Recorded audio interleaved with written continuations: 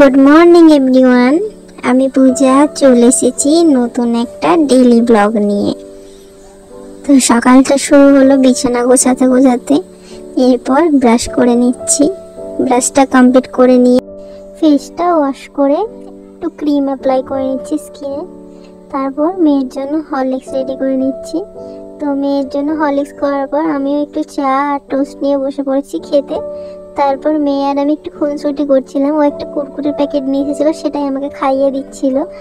এরপর স্নানটা কমপ্লিট করে নিলাম। স্নান করার পর চলে গেছিলাম ছাদে, কিছু জামা কাপড় ছিল সেগুলোকে মেলতে। এখন বৃষ্টির ওয়েদার। তারপর একটু স্কিন কেয়ার করে নিচ্ছি। আমি ইউজ করছি গুড ভাইবসের ডিলাইট ক্রিম। এরপর ইউজ করছি ডারমাডকের সানস্ক্রিন। তারপরে চুলটাকে বেঁধে নিচ্ছি, সিঁদুর পরে নেব। সিঁদুর পরার সময় সবসময় চুল বেঁধেই পড়তে হয়, এটাই আমি শুনেছি, সেরকমই করে নিলাম। সকালে ব্রেকফাস্ট করেছিলাম ফেনা ভাত, ডাল সিদ্ধ আর একটা আলুর তরকারি দিয়ে, সেটাকে এখন খেয়ে নিচ্ছি।